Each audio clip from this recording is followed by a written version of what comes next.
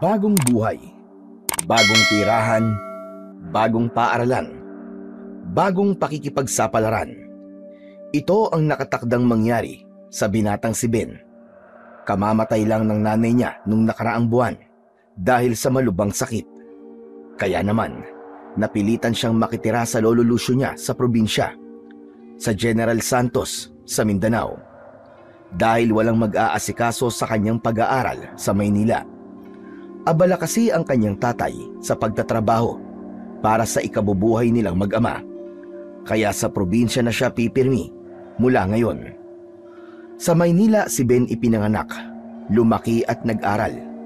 Tuwing bakasyon o tuwing may pagkakataon, umuuwi sila ng mga magulang niya para dalawin ang lolo niya sa probinsya. Ngayon lang ang pagkakataon na maninirahan siya ng matagal, kaya malaking adjustment ang ginawa niya para makasabay sa buhay sa probinsya. Eksaktong 1 buwan na siya ngayong araw sa pananatili niya sa probinsya ng kanyang lolo. Ito rin ang unang araw ng pasukan sa klase, kaya sobrang excited siya. Nasa huling taon na sa high school si Ben at ipagpapatuloy niya ang pag-aaral sa probinsya. Curious siya sa kung anong klaseng mga estudyante ba ang mga makakasama niya. Mababait ba sila o may bully rin sa kanila? Kaya nang pumasok siya sa gate ng school, ay abot-abot ang panalangin niya na sana ay maging maayos ang buhay estudyante niya dito sa probinsya ng kanyang lolo Lucio. Nakasabay niya sa gate ang isang babae na sa tingin niya ay kaedad lamang niya. Agad na umagaw ng paningin niya ang kakaibang itsura ng dalaga. Ngumiti ito ng bahagya nang magtama ang kanilang mga mata. Bago ka ba dito sa school? Ngayon lang kita nakita dito eh. Oo. Kaya medyo kinakabahan pa ako. Ano ka ba? Huwag kang kabahan. Mababait ang mga mag-aaral dito sa baryo. Buti naman kung ganun. Siya nga pala. Alam mo na ba kung saan ang room mo? Hindi pa nga eh. Ang alam ko yung pangalan na magiging advisor ko, si Mrs. Marshall. Tinanong ko yun nung nag-enroll ako eh. Pareho pala tayo ng advisor. Kung ganun eh, magkaklase tayo. Tamang-tama. Sabay na tayong pumunta sa classroom natin. Ako nga pala si Rina. Ako naman si Ben. Nagagalak akong makilala ka, Rina. Ako din, Ben. Kapwa napangiti na lamang sila sa isa't isa at nagpatuloy na sa kanilang paglalakad patungo sa room na nakatalaga sa kanila. Nabawasan ang kaba ni Ben dahil meron na siyang kakilala at magiging kaklase pa niya. Ibig sabihin, kahit paano ay may makakausap na siya sa klase. Hindi na siya mangangamba na baka wala siyang maging kaibigan. Pagkarating nila sa kanilang classroom, naroon na ang kanilang class advisor. Nakaupo ito sa harap ng kanyang mesa at nag-aasikaso sa iba pang mga estudyante. Pagpasok niya pa lang sa classroom, ay nakuha na agad niya ang pansin ng kaklase niyang babae dahil sa kakaibang bihis ng binatilyo, dahil laki nga siya sa syudad. Isa pa ay masasabing gwapo at may dating ang binatilyo. Parang K-pop star ang datingan. Na in ngayon sa mga kabataan. Nakatingin lang ang mga ito sa kanya habang naglalakad siya patungo sa mesa ng kanilang teacher. Magandang umaga po, Ma'am Marshall. Ako po si Ben, yung bagong transfer po. Nag-angat ng muka ang teacher pagkarinig nito sa boses niya. Nang makita siya nito, ay nagbago ang ekspresyon ng mukha nito. Bagyang napangiti ang guro na para bang nakakita ng artistahing idolo niya. Good morning din sa'yo, Ben. Aba, talagang gaganda nga ang umaga pag ganito kagwapo ang babati sa'yo. Napangiti siya ng bahagya dahil sa hiya. Sanay na siya na laging pinupuri ng ibang tao dahil sa angkin niyang gandang lalaki. Mapupulang labi at malalabanos na kutis. Pero di pa rin maalis ang makadama ng konting hiya. Mukha talaga siyang artistahin sa tindig at kagwapuhan niya. Dahil sa sinabing yon ni Mrs. Marshall, tila kinilig lalo ang mga kababaihang kaklase niya. Ma'am, saan po ba ako pwedeng umupo? Mamaya ka na umupo. Ipapakilala muna kita sa mga kaklase mo. Pagkatapos nun ay tumayo ang teacher sa kanyang mesa. Pumunta sa unahan ng classroom, saka sumenyas ng katahimikan. Sige iho, ipakilala mo lang yung sarili. Bagamat nakakaramdam ng hiya, pinilit niya pa ring magsalita. Magandang umaga po. Ako po si Ben Mercado. Apo ho ko ni Lolo Lucio. Yung may tindahan ng mga palamuti at alahas sa kanto? Opo ma'am, siya nga po. Oh girls, paano ba yan? Alam nyo kung saan siya nakatira ha? Kaya kung gusto nyong gumanda ang umaga nyo araw-araw, doon kayo dumaan. Nagtawanan ang lahat ng mga mag-aaral na naroroon sa birong yon ng kanilang teacher. Lalo na si Rina na talagang nakaramdam agad ng pagkagusto sa binata sa unang pagkikita pa lang nila. Pagkatapos ng maikling pagpapakilala na yon, naupo na ang binata sa bakanting upuan sa tabi ni Rina. Hindi niya mawari, ngunit parang may kung anong puwersang bumubulong sa kanya na doon siya maupo. Labis siyang ikinagulat ng lahat ng mga kaklase niya. Doon siya tumabi sa babaeng pinakapangit sa kanilang lahat. Maitim ang balat at mukhang hindi naliligo. Naku naman Ben, bakit diyan ka tumabi kay Rina? Baka kulamin ka niyan. Hindi malaman ni Ben kung nagbibiro ba o nagsasabi ng totoo ang kanilang guro. Hindi naman po ako naniniwala sa kulam, ma'am. Buti kung ganon, dahil yung mga hindi naniniwala sa kulam, hindi din tinatablan. Pero sa lakas ng kapangyarihan ni Rina, ma'am, kahit hindi po naniniwala, ay tiyak natatablan. Dahil sa nagtawa ng muli ang kanyang mga kaklase maliban kay Rina, buong akala ni Ben ay bahagi pa din yun ng pagbibiro ng kanyang teacher at ng mga kaklase. Kaya hindi na lang niya gaanong pinagtuunan yon ng pansin. Subalit lingid sa kanyang kaalaman, totoong may lahing mangkukulam ang pamilya ng dalaga. Buong araw na pinagmasdan ni Rina ang katabing lalaki. Napakasimple lang nito at hindi suplado. Lahat ng mga bumabati sa kanya, lalaki man o babae, ay pinapansin niya. Dahil dito, lalo siyang nagkagusto sa bagong kaklase. Para kay Ben, maayos na natapos ang buong araw niya sa unang araw ng pagpasok niya sa kanyang bagong paaralan. Subalit para kay Rina, yun ang araw na hindi niya gustong matapos pa. Dahil baka bukas ay hindi na siya pansinin ng lalaking katabi niya, lalo na may mga sinabi ang iba niyang kaklase tungkol sa kanya. Maging ang kanilang advisor na si Mrs. Marshall ay may kung anong nabanggit tungkol sa kanya. Pag-uwi ng bahay ni Ben, agad siyang sinalubong ng lolo niya. Kinamusta ang unang araw sa klase. Mabuti apo, at nagawa mo makapag-adjust kagad sa buhay dito sa probinsya. Nung una, akala ko talaga'y maninibago ka, pero nakikita ko ngayong nag-e-enjoy ka na. Opo, Lolo Lucio. Maayos din po ang aking unang araw sa school. Ay, salamat naman kung ganon. Saka, mukhang mababait naman po ang mga kaklase ko eh. Meron na nga po akong bagong kaibigan eh. Rina po ang pangalan niya. Siya po ang unang nakilala ko sa school kanina eh. Biglang kinabahan ang lolo niya pagkarinig sa pangalang binanggit ng apo. Lumapit siya ng bahagya dito. Biglang sumeryoso ang muka. Rina baka mo? Ang pangalan ng bago mong kaibigan? Opo, Lo. Siya po ang unang nakita ko at nakausap sa school. Katabi ko rin po siya sa upuan. Nako, iyo. Iwasan mo ang babaeng yon. Baka kung anong gawin niya sa'yo. Baka kulamin niya po ako, ganun po ba? Yung kasi ang sabi ng ibang kaklase ko eh. Oo, apo, tama sila. Kilalang mangkukulam ang pamilya nila dito sa ating baryo. Pero Lo, mukha naman po mabait yung tao eh. Mabait naman ang batang yon. Pero hindi natin masasabi kung ano ang tumatakbo sa isip niya. Kaya makakabuting huwag ka nang makipagkaibigan sa kanya, ni makipag-usap man lang.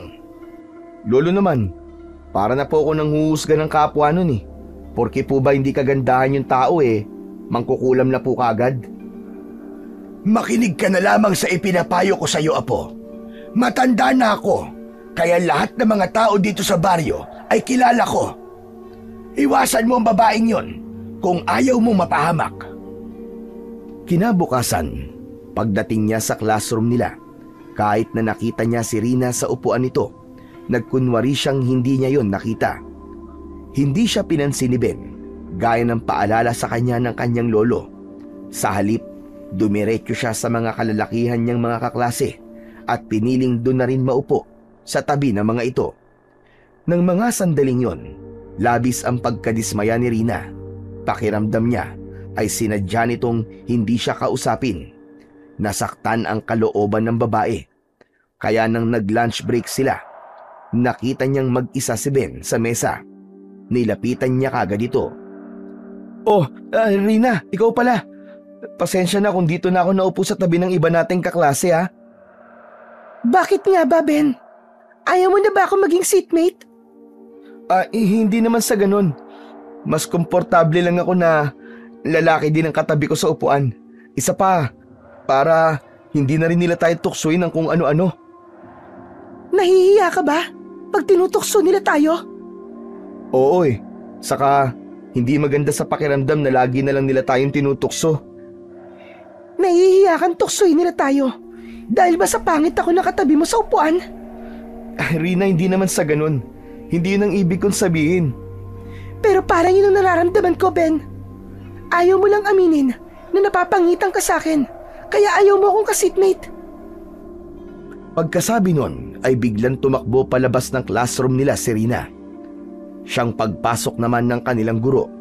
Nagtataka ito dahil umiiyak nang makasalubong niya si Rina. Teka, ano nangyari kay Rina? Bakit siya umiiyak? Ma'am, sumama po yata ang loob niya sa akin Dahil sa tabi ni Marco ako naupo at hindi po sa tabi niya. Hay nako, napakaliit na bagay nun para iyakan. Hayaan mo at kakausapin ko na lamang siya. Saka tama ang ginawa mo, Ben. Hindi ka dapat nakikipagmabutihan dyan kay Rina. Baka mapahama ka lang. Kaya maaga pa lang, umiwas ka na sa kanya. Yan nga din po ang sinabi po sa akin ng lolo ko kagabi.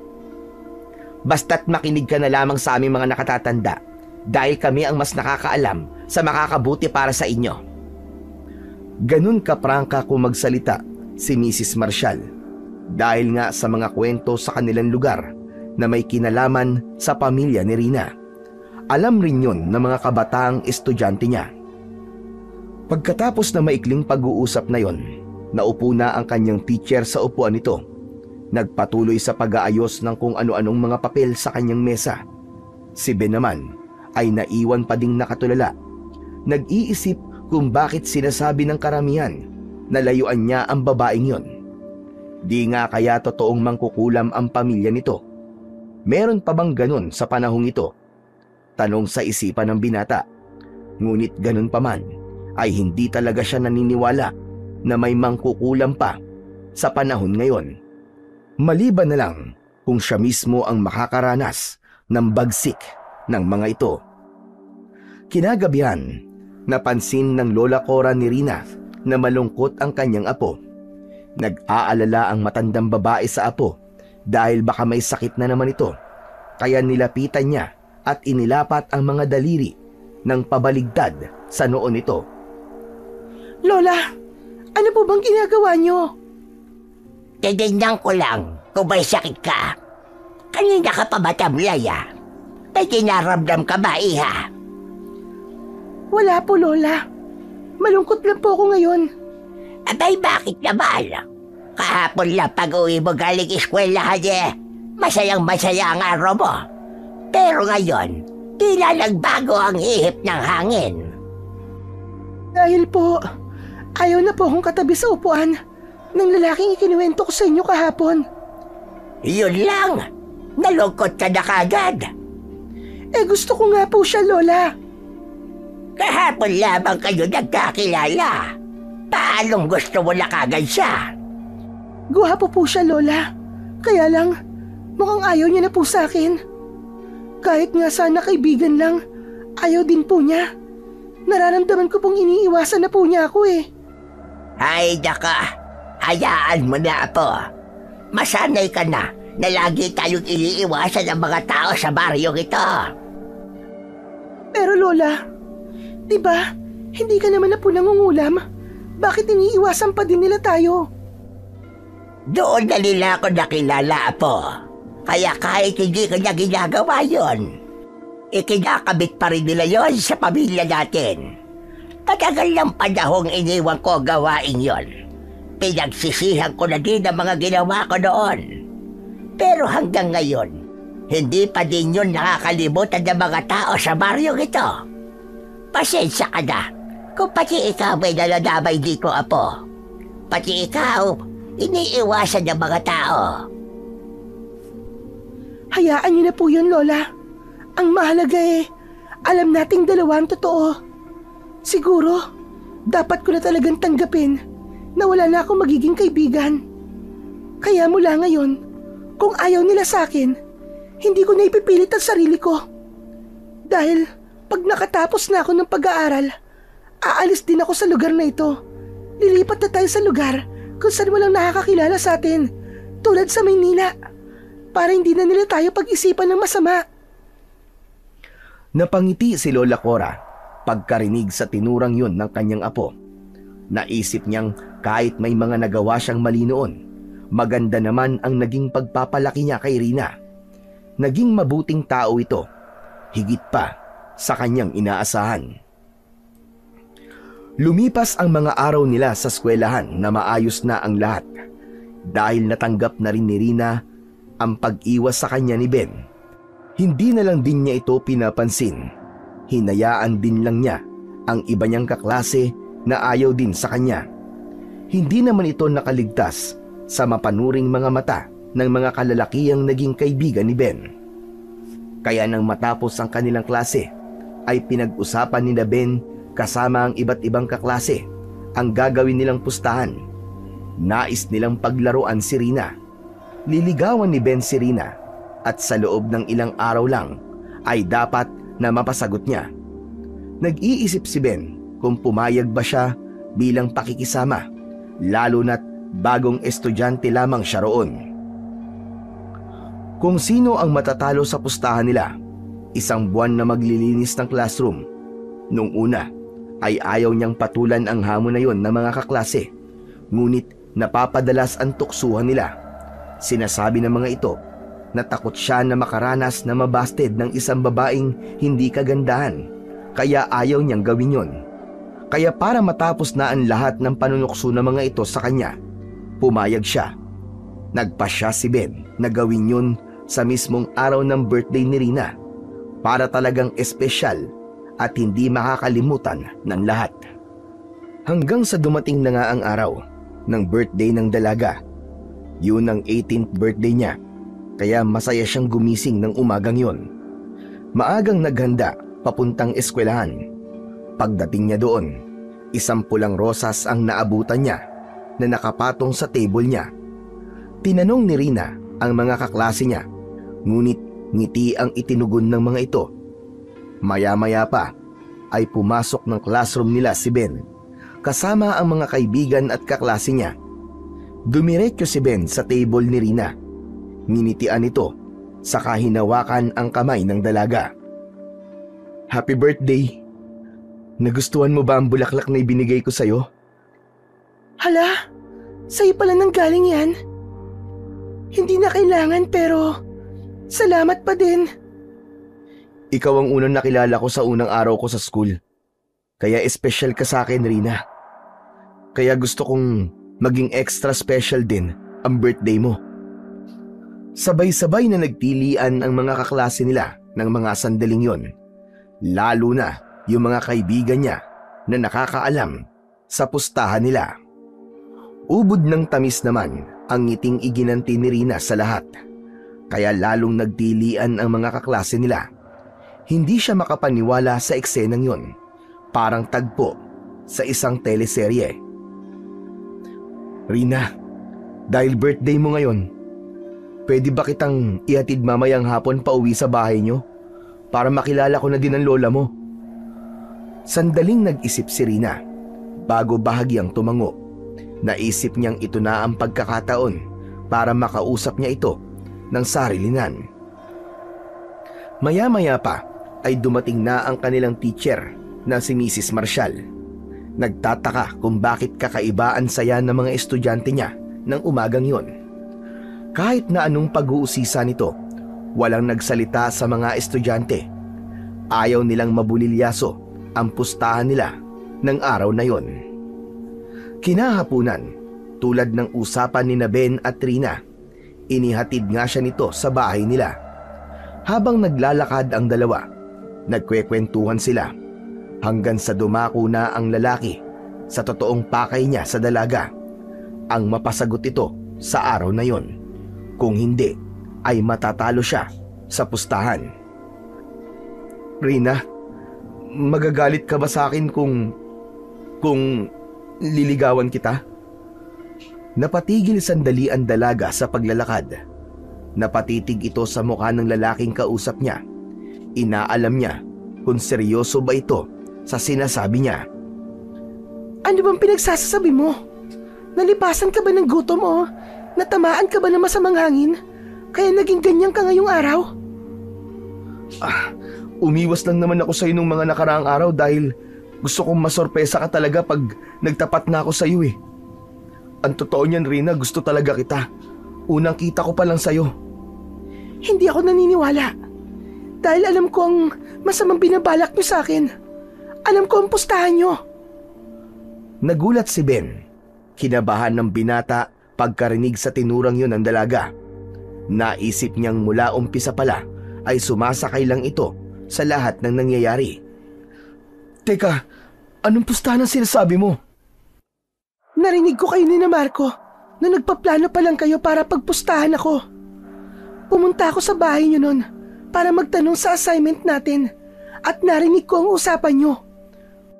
Kung ganon, bakit hindi ka nagsalita kanina? Bakit sumakay ka sa palabas na yun kanina? Dahil hindi magiging maganda ang palabas niyo kung hindi ako makikisakay sa mga kalokohan niyo. Akala ko iba ka sa kanila, na matino ka. Pero kagaya ka rin nilang walang puso. Ginagawang kasiyahan ang kahinaan ng iba. Pasensya ka na, Rina.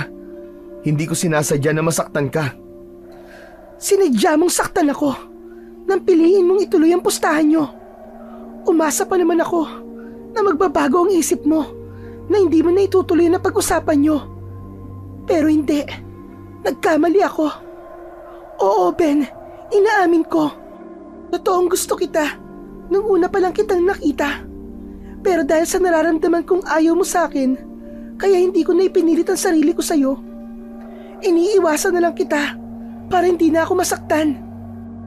Pero para paglaruan niyo pa ng mga kaibigan mo ang nararamdaman ko at sa mismong birthday ko pa, hindi kita mapapatawad.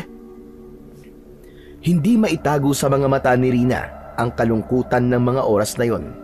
Kalungkutan na may kasamang galit. Samantalang ang binata naman ay nakayuko lang habang nagsasalita ito. Hindi siya makapaniwala sa kahihiyang pinagdaanan niya ngayon. Dahil yon sa pagpayag niya sa alok na kalokohan ng kanyang mga kaklase. Rina, patawarin mo ko. Mapapatawad lamang kita kung ako naman ang susundin mo. Ha? Anong gusto mong gawin ko? Sabihin mo sa mga kaibigan mo na sinagot kita, na tayong dalawa na, para manalo ka sa pustahan nyo. Sila naman ang paglalaroan natin. Dahil sa girlfriend mo na ako sa paningin nilang lahat. Ang ipapakita natin sa harap nila ay katulad sa tunay na magkasintahan. Ako din na magsasabi kung kailan tayo maghihiwalay. Yan ang magiging kasunduan natin. Pumapayag ka ba, Ben? Kahit nalabag yon sa loob ni Ben, wala siyang pamimilian ng oras na yon. Naipit na siya sa sitwasyong kinasasangkutan niya. Nanaig ang katahimikan sa pagitan ng dalawa hanggang sa makarating sila sa bahay ng dalaga. Nag-aagaw na ang dilim nun dahil sa malayo-layo din ang bahay ng babae. Nasa paanan yun ng bundok, malayo sa kapatagan. Kahit na nag-aalangan si Ben na tumuloy sa bahay nila, wala siyang nagawa. Kailangan niyang gawin ang mga gusto nito para hindi ito magalit sa kanya. Pagpasok nila sa loob ng bahay, andun na ang lola ng dalaga, nakaabang sa salas ng kanilang bahay. Nagulat pa ito nang makita ang binatang kasama niya. May bisita pala tayo. Opo, Lola. Siya po si Ben. Boyfriend ko po, Lola. Biglang napatayo ang matanda sa kinauupuan nito pagkarinig sa sinabing yon ng kanyang apo. Hindi makapaniwala sa sinabi nito sa kanya. Nagulat din si Ben na pati ba sa harap ng lola nito ay kailangan magkunwaring magkasintahan sila. Subalit nanatiling tahimik ang binatilyo. Ano sinabi mo, Rina? Boyfriend mo ka mo? Abay, napakabilis naman yata ng pagyayari. Paano naging kayo na kagad? Niligawan ka na ba niya? Totoo pong sinasabi ko, Lola. Bumaling ang tingin ng matanda sa lalaking nakatayo sa harap niya. Saka tinignan ito mula ulo hanggang paa. Wala siyang maipintas sa pisikal na anyo nito. Guwapo at talagang kaibig-ibig. Lalo siyang nagtaka sa totoong intensyon nito para sa kanyang apo. Nilapitan niya ito ng bahagya. Saka seryosong tinanong. Matanong kita, iho. Totoo ba ang sinasabi ng aking apo? Totoo ba na gusto mo ang apo ko? Hindi halos makapagsalita ang lalaki dahil sa labis na kaba nito. Hindi alam ni Ben ang isasagot pero kailangan niyang sumakay na rin sa ibig mangyari ni Rina. Opo, gusto ko po siya. Sa gandang lalaki mong yan, nagkagusto ka sa apo ko. Abay, Totoy, bibigyan kita ng pagkakataon para umamin sa akin ngayon. Totoo bang magkasintahan na kayo? Opo, totoo pong magkasintahan na po kami ni Rina. Kung gano'n hindi ako hahadlang sa inyo. Pero sa sandaling paiyakin mo ang aking apo o saktan mo siya, hindi kita patatawarin. Napalunok ng bahagya si Ben pagkarinig sa sinabing yon ng matanda. Tila pagbabanta sa kanyang pandinig ang mga sinabi nito. Pero dahil napasubo na siya sa sitwasyon na yon, wala na siyang magawa kundi ituloy na lang. Samantala, sa bahay ng Lolo Lucio ni Ben, labis na ang pag-aalala nito para sa kanyang apo. Gabi na kasi ay wala pa ito sa kanilang bahay.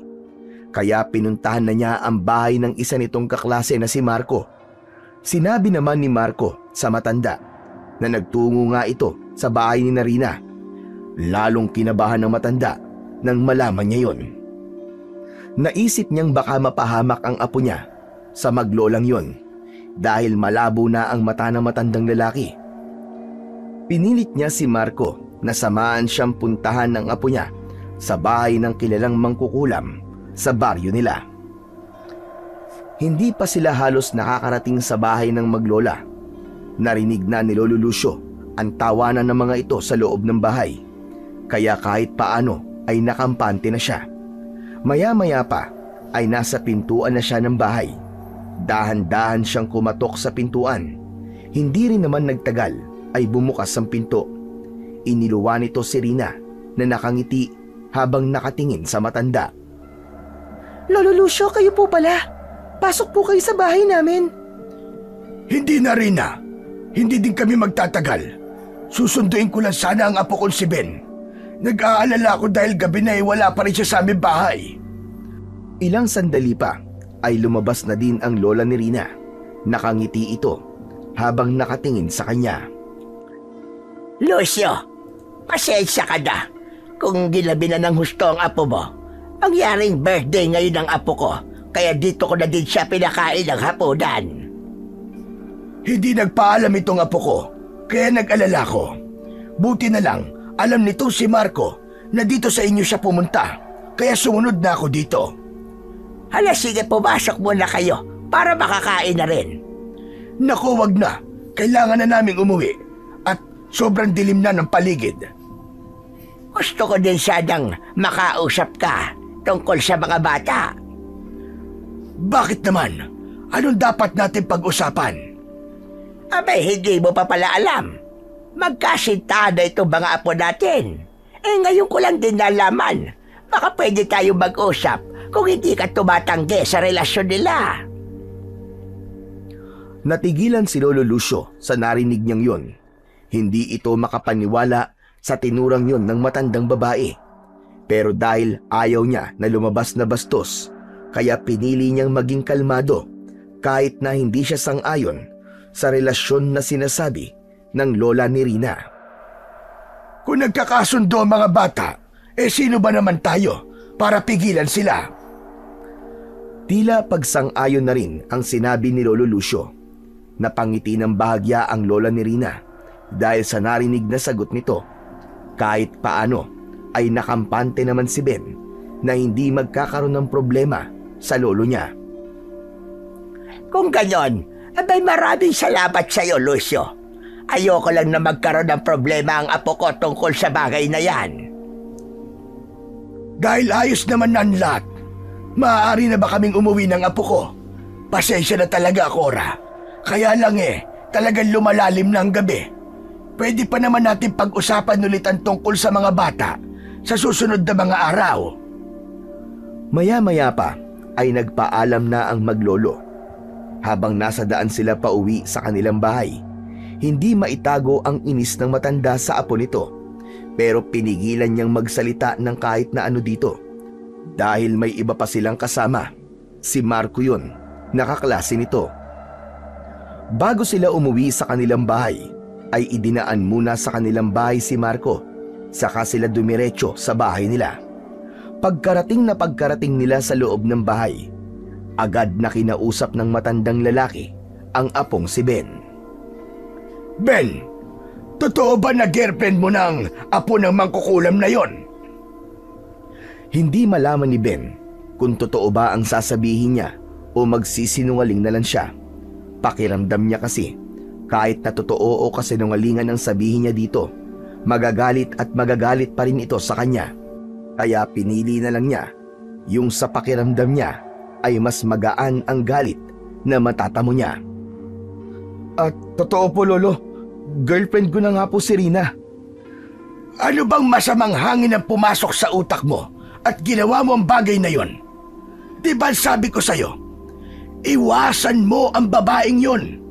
Pero imbis na sumunod ka, ginawa mo pang kasintahan mo.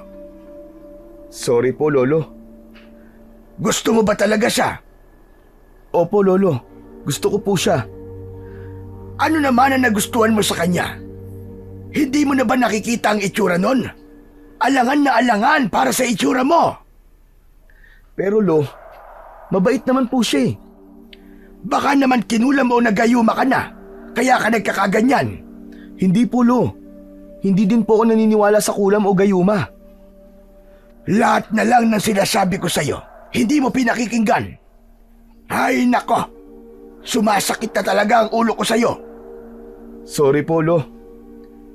Tatanggapin ko lang ang sorry mo kung hihiwalayan mo na ang babaeng yon at makikinig ka na sa mga sinasabi ko sa'yo. Para yan sa ikabubuti mo, Ben. Kaya makinig ka sa akin. Lingid sa kaalaman ng maglolo, may isang nilalang na nakikinig sa kanilang pag-uusap. Nagpupuyos na ito sa galit sa matandang lalaki dahil sa kabaligtaran ang ipinakitang ugali nito kanina sa bahay nila. Nagpapanggap itong isang uri ng hayop kaya hindi siya napapansin ng maglolo. Nagpapanggap ito bilang isang aso. Nakaupo ito malapit sa pintuan ng bahay. Maya-maya pa ay umalulong na ito ng napakalakas. Nakapangingilabot ang alulong nito, sanhi para magtayuan ang mga balahibo sa katawan ni na Lolo Lucio at Ben. Dahil sa kakaibang pakiramdam ng matandang lalaki sa asong nasa pintuan nila, kinuha niya ang buntot ng pagi at dinala niya yon palabas ng bahay nila. Nang makita naman ng asong umaalulong ang dalang buntot pagi ng matanda, tumigil ito sa pag-alulong sa kakusang umalis sa may pintuan ng bahay nila. Hahabulin pa sana yon ng matandang lalaki, ngunit bigla na lang itong naglaho sa dilim. Kaya bumalik na lang si Lolo Lucio sa loob ng bahay, saka mabilis na isinara ang pinto. Lolo, para saan po yung daladala nyo? Saka ano po ba yan? Ito ay buntot ng pagi. Para saan po yan, Lo? Pantaboy sa mga aswang na umaaligid sa paligid. Ano ba yan, Lo? Aswang naman po ngayon. Napakarami namang kababalaghan po dito sa probinsya. Sapagkat dito sa probinsya, dito nagtatago ang mga kakaibang nilalang. Dahil sa lugar na ito, marami silang mga bundok na mapagtataguan. Hindi katulad sa kabayanan. Madali silang makikilala ng mga tao. Yung aso na yon kanina, hindi yung totoong aso, kundi isang aswang. Aswang? Paano po kayo nakakasiguro, Lo? Dahil sa klase ng pag-alulong nito at dahil sa mga mata nitong nakatingin sa dalakong buntot pagi, takot ang mga aswang dito. Higit pa sa hataw ng latigo ang sakit kapag dumampi ito sa kanilang katawan. Kaya ng gabing yun, hindi agad nakatulog ang matanda. Iniisip niya ang asong nakabantay sa pintuan nila kanina. Nakaramdam din si Lolo Lucio ng takot dahil sa pagbabalik ng mga aswang sa baryo nila. Matagal-tagal na din ang huling pagkakataon na may aswang na nagparamdam sa baryo nila. Ngayon na bumalik na ang mga ito, kailangan na nilang mag-ingat. Subalit palaisipan sa kanya kung sino yon. Dahil sa pagkakaalam niya, nalipol na nila kasama ng mga kababaryo niya ang mga aswang na dati namugad sa kanilang baryo. Samantala, maya-maya pa ay nakaramdam ng yabag ang matandang lalaki sa bubong ng kanilang bahay.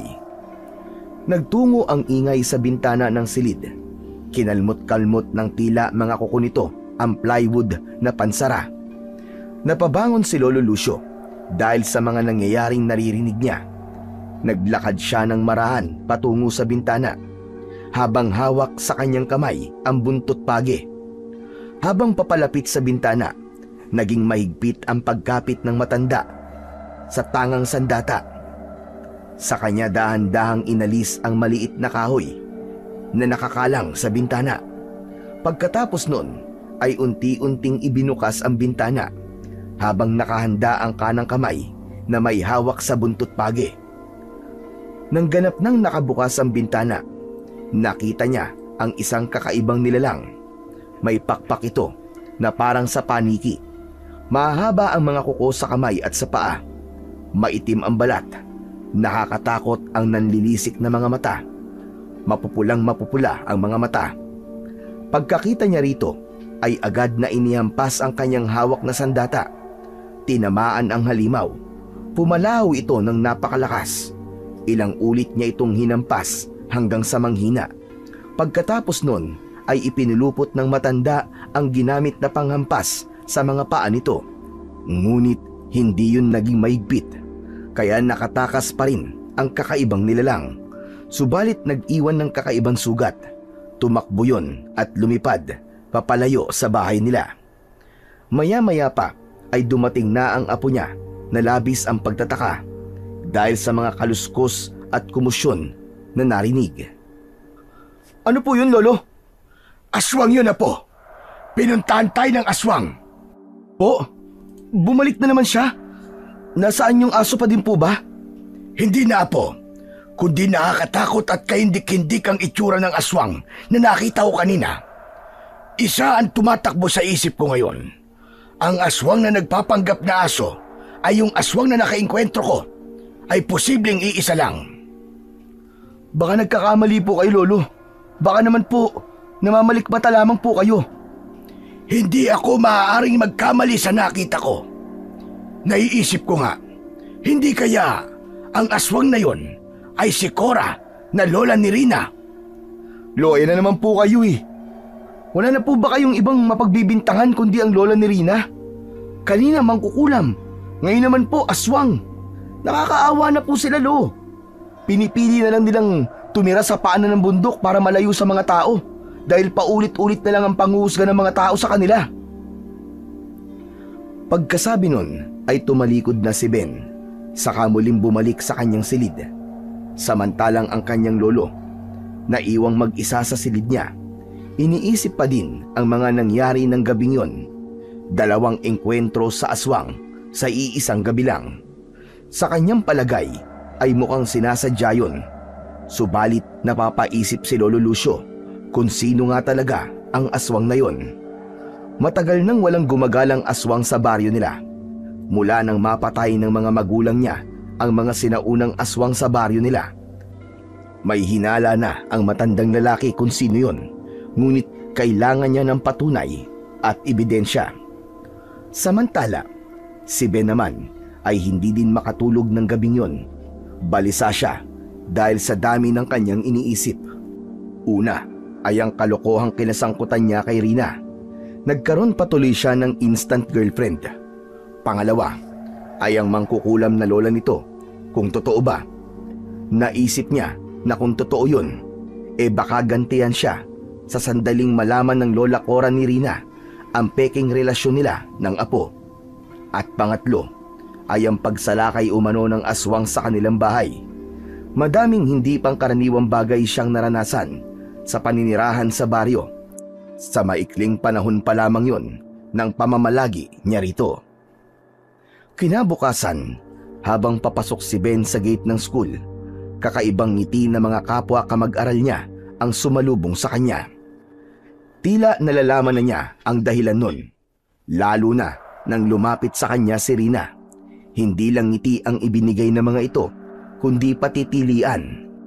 Hindi niya matagalan yun, kaya tinakpan ni Ben ng kanyang palad ang kanyang muka habang nakayukong naglalakad. Anong ginagawa mo? Bakit nakatakip ka ng muka? Kasi masakit ang mata ko eh. Hindi ako nakatulog ng maayos kagabi. O baka naman, ikinakahiya mo ko. Kaya ka nagtatakip ng muka. Hindi Kung hindi pala, alisin mo yan. Dahil panigurado, yan din ang iniisip ng iba. Wala nang nagawa si Ben kundi sundin ang kagustuhan ng dalaga. Ibinaba niya ang kanyang kamay, saka normal na naglakad patungo sa classroom nila. Pagdating nila sa loob ng classroom nila, mas malakas na tilian ang sumalubong sa kanila, lalo na ang mga kapustahan ni Ben. Pasimpleng kumindat pa ang mga ito sa kanya, simbolo ng pagsuko nila at pagkatalo. Hindi naman yun nakaligtas sa mga mata ni Rina, pero hinayaan na lang niya. Ayaw niyang masira ang moment nilang dalawa ni Ben, kahit pa nga napeke lang ang lahat. Natapos ang araw na yun ng dalawa na puro pagpapanggap. Para mas kapanipaniwala ang lahat, pagkatapos ng klase nila ay inihatid ni Ben si Rina sa bahay nila. Habang naglalakad pa uwi, doon lang naging totoo ang tungkol sa kanilang dalawa. Doon lang naglakas ng loob si Ben na magtanong kay Rina sa mga plano nito. Rina, matanong lang kita, kailan mo balak tapusin ang pagpapanggap nating ito? Bakit? Ayaw mo na ba? Kakasimula pa lang natin, di ba? Bakit parang umaayaw ka na kagad? Hindi naman sa ganun, kaya lang gusto ko nang matapos to para bumalik na sa tahimik ang buhay ko. Baka nakakalimutan mong ikaw at ang mga kaibigan mo nagsimula nito. Pero dahil sa naging mabait akong tao, 1 buwan ang ibibigay ko sa'yo. Katulad ng 1 buwang pustahan nyo na maglilinis ng room. Pagkatapos nun, papalabasin natin sa lahat na nagkahiwalay na tayo. Ang tagal naman ng 1 buwan. Baka pwedeng kahit 1 linggo lang. Hindi pwede. Ako ang ginawa nyo ng kalokohan. Ako lang din ang magsasabi kung kailan ko gustong tapusin ang kalokohan yon. Yan ang ganti ko sa'yo. Kahit na anong pakiusap ni Ben kay Rina, hindi ito pumayag sa kagustuhan niyang tapusin na ang pagpapanggap nila. Kaya hinayaan na lang niya ito. Nanahimik na lang siya habang naglalakad sila patungo sa bahay ng dalaga. Pagdating nila doon ay sinalubong sila ng lola ng dalaga. Nakangiti ang lola Cora ni Rina habang unti-unting lumalapit sila. Aba Ben, Salamat sa paghahatid mo sa apo ko. Ah, wala po yun, Lola Cora. Hindi na din po pala ako magtatagal. Uuwi na din po ako at baka gabihin po ako sa daan eh. O sige, ikaw ang bahala. Mag-iingat ka. Pagkatapos na mag-iwan ng ngiti sa binata, humarap naman siya sa kanyang apo. Apo, painumin mo muna ng tubig ang iyong kasintahan bago umalis. Mukhang napagod sa paglalakad nyo. Pagkasabi nun, ay lumakad pabalik ang matandang babae sa pinakamalapit na upuan sa kanilang salas. Samantalang si Rina naman ay tumalima sa utos ng kanyang lola. Nang makita ni Ben na hirap lumakad ang matanda, inalalayan pa niya ito. Malugod namang tinanggap yon ng matanda. Maya-maya pa ay lumabas na rin ang dalaga galing sa kusina. Dala nito ang isang baso ng tubig na inabot niya sa binata. Pagkatapos na mainom yun ni Ben, ay nagpaalam na din ang binata sa maglola. Sinundan pa siya ng tanaw ng dalaga habang papalayo ito. Nang wala na yon sa paningin niya, nagbalik siya sa kanyang lola. Naupo sa tabi nito sa mahabang kawayang upuan. Rina, apo. Mukhang seryoso nga sa'yo ang binatang yun, ah. Sa halip na sumagot, ay bahagyang ngiti lang ang itinugon ni Rina. Dahil doon, ay nagpatuloy na lang sa pagsasalita ang matanda. Apo, kung sakaling paiyakin o saktan ka ng lalaking yon, sabihin mo lang sa akin, ha? Si Lola ang bahalang gumanti para sa'yo. Lola, hindi na po kailangan. Kung sakaling maghiwalay man kami, maaaring yun talaga ang kapalaran namin. Normal lang po yun. Kaya wag niyo na pong isipin ng mga ganti-ganti na yan. Makakagulo lang po yan sa buhay natin eh. Nako, apo. Minsan ang akala natin ay ayos lang ang mga bagay-bagay. Pero sa ibang tao ay hindi pala. Katulad ng lolo ni Ben. Bakit po, Lola? Ano pong ibig niyong sabihin? Akala mo ba ay tanggap ka niya para sa apo niya? Pero hindi naman pala. Ha? Paano niyo po nalaman yun? Hindi niyo naman po nakita o nakausap ang lolo niya simula po kahapon. Juan, pakiramdam ko lang, apo, na hindi kanya gusto. Hayaan niyo na po yun, Lola. Hindi po mahalaga kung tanggap niya ako o hindi. Ang importante lang po sa akin ay ang kami ni Ben. Kami nagkakaintindihan. At wala na pong iba. Tila nakampante naman ang matandang babae sa narinig na yon sa kanyang apo. Tunay ngang napakabait ni Rina, kaya nangako siya sa kanyang sarili na hindi niya na uulitin ang ginawa niya sa lolo ng binata ng nagdaang gabi. Si Cora ang aswang na nakita ng lolo Lucio ni Ben sa bahay nito. Isa pa ay baka mabunyag ang inililihim niya kung patuloy niyang gagawin yon. Samantala, gabi na nang makauwi si Ben sa bahay nila. Nakaabang na ang kanyang lolo sa pintuan ng bahay nila. Kaya nang pumasok sa pintuan ng bahay nila ang binata, may halong pag-uusig ang tinging pinakawalan niya para sa apo. Matigas talaga ang ulo mo. Di ba sinabi ko na sa'yo? Natigilan mo na ang pakikipagmabutihan mo dyan kay Rina na yan. Pero patuloy ka pa rin. Sinusuway mo mga sinasabi ko sa'yo. Lolo, may sarili po akong isip. Kaya hayaan niyo na po akong magdesisyon para sa sarili ko. Pero paano kung mapahama ka sa ginagawa mong yan? Ano na lamang ang sasabihin ng iyong ama sa akin? Na pinabayaan kita? Nagiging ganyan po kayo kasi Polo dahil sa mga paghihinala niyo tungkol sa kanila. Gayong sa aking mga pagpunta dun sa bahay ni Narina, wala naman pong kakaiba sa kanila. Normal na tao lang po silang katulad natin na nagsisikap para mabuhay kahit maraming tao ang ayaw sa kanila. Ang totoo nga po niyan, Lolo. May sakit po si Lola Cora ngayon. Hirap pong makalakad. Kaya tigilan niyo na po ang kakaisip na masama sa kanila. Ano? May sakit ka mo matandang mangkukulam na yon? Opo, galing po ako dun sa kanila kanina. Nakita ko po ang sugat sa paa niya. Kung ganon, tama nga ang hinala ko. Siya ang aswang na sumalakay sa ating bahay kagabi.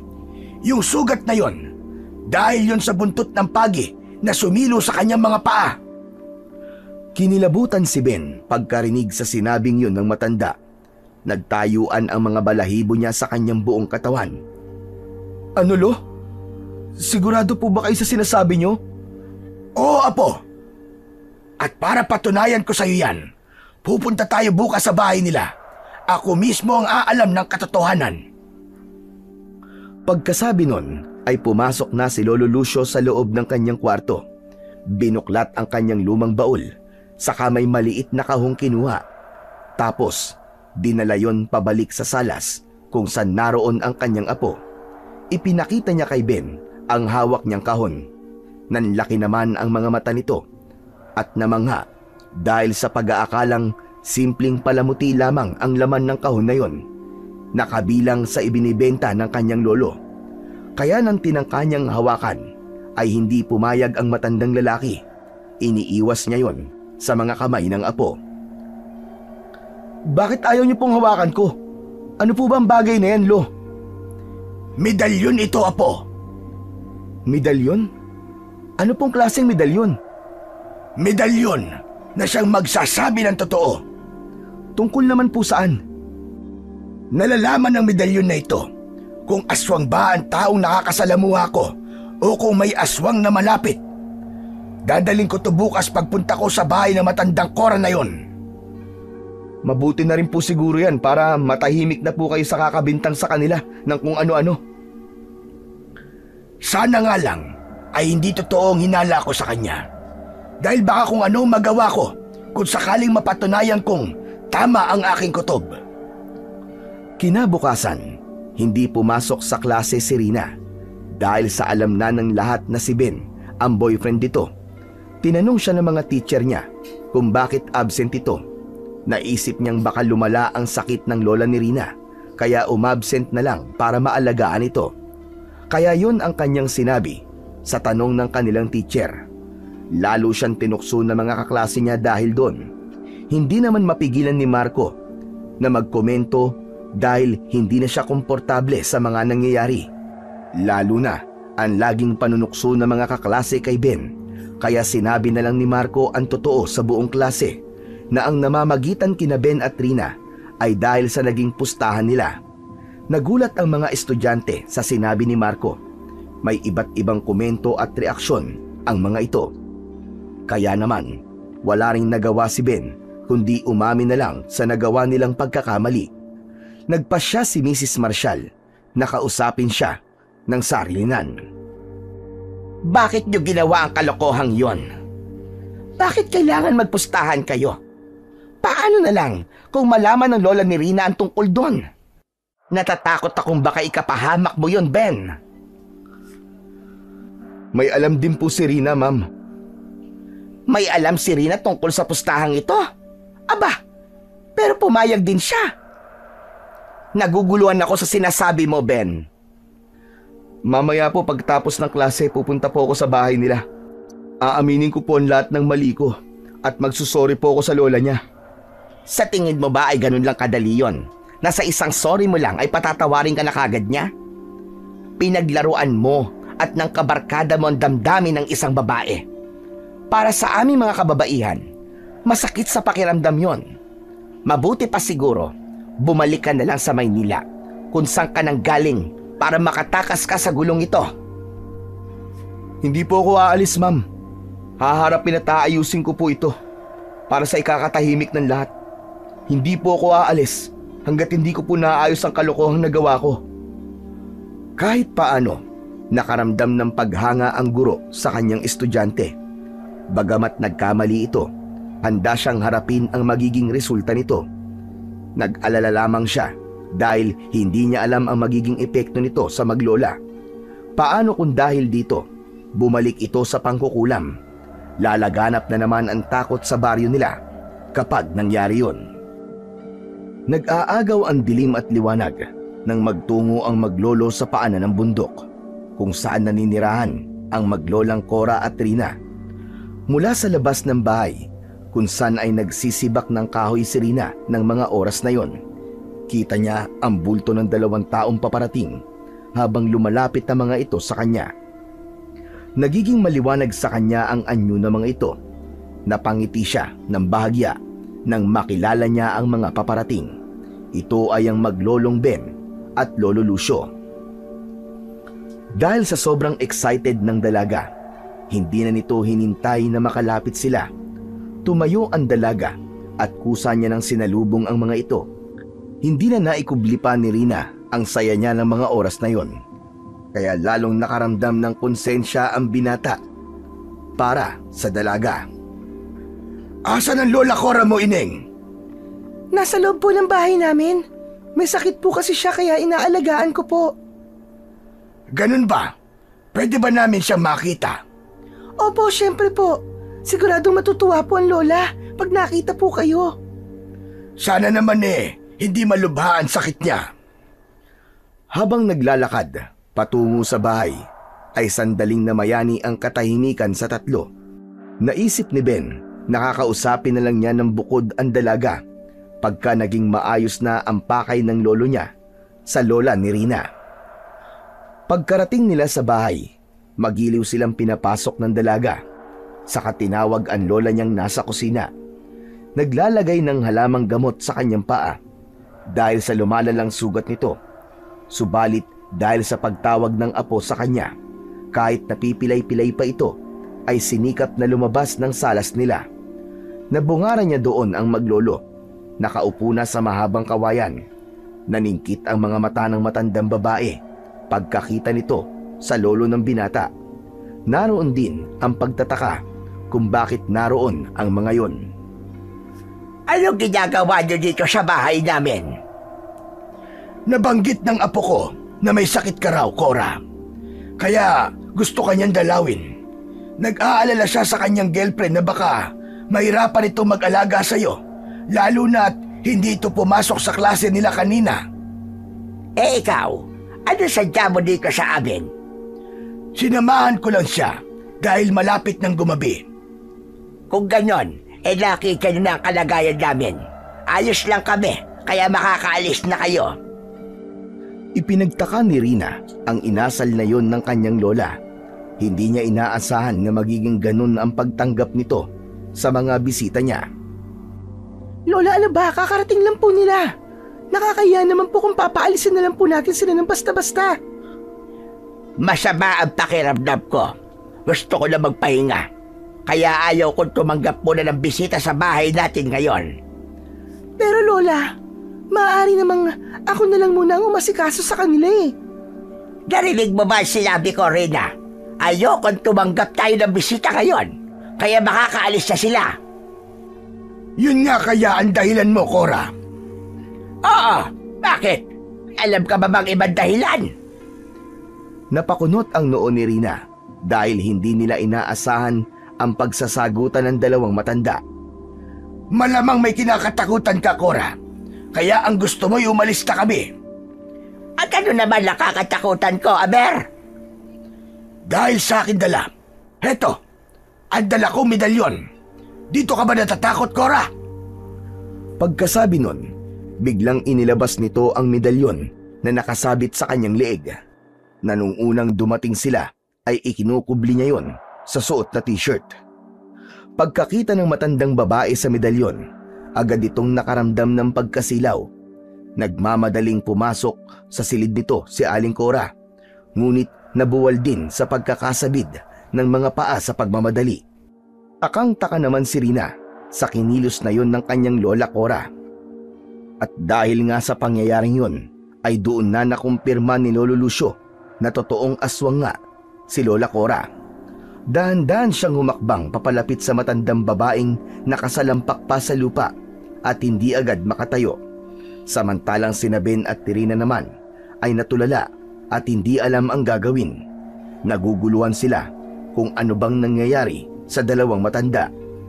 Habang unti-unting lumalapit ang matandang lalaki sa lola ni Rina, nakakaramdam ito ng takot at pagkabahala. Kitang-kita yon sa ekspresyon ng mukha nito. Lumayo ka sa aking matanda ka! Lumayo ka! Huwag kang lalapit! Natatakot ka ba sa medalyon ko? Lumayo ka! Lumayo ka! Nang tuluyan nang nakalapit ang matandang lalaki sa matandang babae, ay bahagya itong yumukod upang tignan ang sugat nito sa kanyang paa. Base sa itsura ng sugat nito, sanhi nga yun ng hampas ng buntot ng pagi. Teka, ano pong ginagawa niyo sa lola ko? Ang sugat po niya ay dahil sa pagkasilo niya sa bangin nang manguha po siya ng mga halamang gamot. Hindi yun totoo. Bakit? May alam po ba kayo sa sugat niya? Kung paano niya po nakuha yan? Dahil yun sa buntot pagi na humataw at sumilo sa kanyang paa. Huwag niyo po siyang sasaktan, Lolo Lucio. Sandaling lumingon ang matandang lalaki kay Rina bago muling nagsalita. Wala akong masamang balak sa kanya. May isang bagay lang akong gustong mapatunayan. Ano naman po ang bagay na yon? Na isang aswang ang lola mo, Cora. Ano ho bang kalokohan ang pinagsasasabi niyo? Saan ho ba nanggagaling ang ideya niyo na yan? Na aswang ang lola ko? Hindi po totoo yan. Mabuti pa po ay umalis na po kayo sa pamamahay namin bago pa ako makapagsalita ng hindi maganda sa inyo.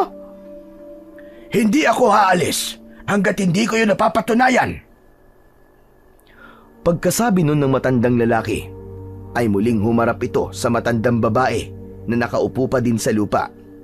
Itinapat sa sugat nito ang kanyang medalyon. Napasigaw naman ang matandang babae dahil sa sakit na dulot ng pagdampi ng medalyon sa mga sugat niya. Dahil doon ay hindi niya na napigilan ang kanyang sarili. Unti-unting nagbago ang anyo nito sa harap ng maglolo at ng kanyang apo. Lumabas ang mga pangil nito, pati na ang mahahabang kuko. Humaba din ang buhok nito na kung susukatin ay aabot na ito sa lupa kahit na nakatayo pa siya. Naging mabalasik ang mapupulang mata kung tumingin. Kahit na nagbago na ang anyo nito, hindi pa din inaalis ng matandang lalaki ang pagkakapatong ng medalyon sa sugat nito sa paa. Kaya ang kaninang sigaw ng isang matanda naging tila alulong na umaalingaw-ngaw sa gabing yon. Irina naman ay hindi makapaniwala sa nasasaksihan niya ngayon. Totoo nga na aswang ang lola niya, pero wala siyang kamalay-malay kahit matagal na panahon niya na itong nakasama. Dahil sa pagkabigla at takot, humakbang ito ng marahan patungo kay Ben. Nang mga sandaling yon ay nakatayo. Humawak ang dalaga sa kamay ng binata upang hindi matumba sa kinatatayuan niya. Ang binata naman ay hindi nag-atubili na alalayan siya, kahit na siya din mismo ay nanginginig ang tuhod ng dahil sa takot. Tama na! Tigilan mo na yan! Nasasaktan ako! Tigilan mo na yan! Talagang masasaktan ka, Cora! Pumapalahaw si Lola Cora sa sakit na nararamdaman. Kahit ang boses ng matandang babae ay nag-iba na din. Ang dating boses nito na mahinahon ay naging parang boses na napupunit na yero. Nakakapangilabot sa pandinig. Samantala, kahit na nagmamakaawa na kay Lucio ang babaeng aswang, ay hindi pa din niya yon tinigilan. Galit siya sa mga aswang, kaya wala siyang balak na buhayin pa ang matandang ito. Ikaw ba ang aswang na sumalakay sa bahay namin noong isang gabi? Sumagot ka! Oo, ako nga! Sinundan ko kayo maglolo pag-uwi niyo ng bahay dahil gusto kong makatiyak kung totoong tanggap mo nga ba ang apo ko para sa apo mo. Ngunit masasakit na salita at panlalait sa apo ko ang narinig ko sa bibig mo. Kaya ako nagawa ang bagay na yon. Dahil sa mga sinabi nito, lalong idiniin ng matandang lalaki ang medalyon, sanhi para lubusan na itong mapahiga sa lupa. Pagkatapos nun, ay itinutok nito ang kanyang medalyon sa puso ng babaeng aswang. Napasigaw ng ubod lakas ang halimaw dahil sa tindi ng sakit na nararamdaman ito. Nahihirapan na siyang huminga, ngunit wala siyang magawa. Matindi ang kapangyarihan ng medalyon na taglay ng lolo ni Ben, kaya hindi siya makalaban. Sobrang awa ang nararamdaman ni Rina para sa lola niyang nahihirapan ng mga sandaling yon. Kahit na ano pa ang anyo nito at kalagayan nito, mahal pa din niya ito. Kaya nahihirapan siyang makitang nasasaktan yon. Bumitaw siya sa kamay ni Ben pagkatapos lumakad patungo sa kinaroroonan ng matandang lalaki. Mula sa likod, itinulak niya si Lolo Ben, sanhi para mawalan ito ng balanse. Dahil doon, nabitiwan ng matandang antingero ang kanyang medalyon. Nang makita naman ni Ben na natumbahan ng bahagya ang kanyang Lolo Lucio, agad din siyang lumapit para tulungan na makatayo. Samantalang si Rina, tinulungan din ang kanyang lola para makabangon sa pagkakahiga. Bagamat mabalasik ang mga mata nito, kung malapitan ay makikita ang takot sa mga yon. Nang makatayo na ang matandang lalaki, saka naman pinulot ni Ben ang medalyon na nahulog sa lupa. Saka inabot yun muli sa kamay ng lolo niya. Nang akmang gagamitin na muli ng matandang antingero ang medalyon, iniharang ng dalaga ang kanyang sarili. Umalis ka dyan, Rina! Kung ayaw mong pati ikaw ay masaktan! Nakikiusap po ko sa inyo, Lolo Lucio. Huwag niyo pong saktan ang lola ko. Ngunit aswang ang lola mo. Isang halimaw! Pangako po, mula po ngayon, hindi na po kami lalapit sa pamilya niyo. Iiwasan ko na po si Ben. Total, peke lang naman po ang relasyon namin. Huwag niyo lang pong saktan ang lola ko. Kahit na po aswang siya, inalagaan niya pa din po ako. Nakaramdam ng awa ang maglolo para sa kalagayan ni Rina, kaya hindi na nito tinangkapang saktan ulit ang matandang babae. Labis ang pagluha nito at pagmamakaawa. Lo, pabayaan na po natin sila. Napatunayan niyo na po ang gusto niyong patunayan. Sapat na po siguro yun. Huwag niyo na po silang saktan. Paano kung nakabawi ng lakas ang kampo ng demonyo na yan? Baka salakayin na naman niya ang bahay natin. Kayo na rin po nagsabi, di ba? Na matagal na pong walang paramdam ang mga aswang dito sa baryo, maliban na lamang nung isang gabi. Ipinaliwanag na din po nila kanina kaya nagawa ni Lola Cora yun. Dahil nasaktan lang ang kanilang kalooban. Kaya po tama na, Lo. Iwan na po natin sila. Pabayaan na po natin. Saglit na nag-isip ang matandang lalaki. Bago tuluyang kumalma, tinimbang ang mga naging sitwasyon. Naisip niyang may mali din ang apo niya sa pangyayaring ito, kaya may kasalanan din sila. Pumayag si Ben sa pagkukunwaring relasyon na nagdulot lamang ng gulo sa kanila. Lolo, halika na po. Umuwi na po tayo. Pabayaan na natin sila. Walang anumang salitang lumabas sa bibig ng matandang lalaki. Sa halip ay sumama na lang ito ng kusa sa kanyang apo. Pagkaalis ng maglolo, nagbalik na sa pagiging anyong tao ang kanyang Lola Cora. Inalalayan niya itong makaupo sa kawayang upuan sa salas ng bahay nila. Patawarin mo ko, Apo, kung hindi ko sinabi ang tunay kong katauhan sa'yo. Kahit na anong klaseng nilalang ka, Lola, mahal pa din kita. Hindi ka ba natatakot sa akin? Bakit ko naman po kakatakutan na nag-alaga at nagpalaki sa akin? Salamat, Apo. Maraming salamat sa pagtatanggol mo sa akin. May isang bagay lang po ang gumugulo sa akin, Lola. Kung aswang po kayo, ibig sabihin, aswang din po ba ako? Hindi agad nakasagot ang matandang babae sa tanong ni Rina. Kinapa ni Lola Cora ang sarili kung paano niya sasagutin ang tanong ng apo. Subalit alam niya na nasa tama ng pagkakataon para hindi na siya maglihim pa kay Rina. Hindi ka magiging aswang na katulad ko, Apo, sapagkat wala kang dugong aswang. Dahil hindi kita tunay na apo. Ikinagulat ni Rina ang sinabi ng kanyang lola. Subalit ang pagkagulat na yon ay may halong kasiyahan. Natutuwa siya dahil hindi siya aswang, pero may halong lungkot din dahil sa ang kinilala niyang lola ay hindi pala niya kadugo. Kung ganun, Lola, sino po ang tunay kong mga magulang? Nasaan po sila? Namasukan ako dati bilang kasambahay sa isang mayabang pamilya sa Maynila. Pero naging malupit sila sa akin. Sinasaktan nila ako at hindi halos pinapakain. Kaya bilang ganti ko sa kanila, tumakas ako sa bahay nila. Isinama kita sa pagtakas ko para lahat ng sakit at pasakit nila sa akin ay maramdaman din nila. Noong una ay balak kitang patayin, pero naisip kong magiging kagaya nila kung masama kung gagawin ko yon. Kaya pinalaki kita at inalagaan. Itinuring na parang sarili kong apo.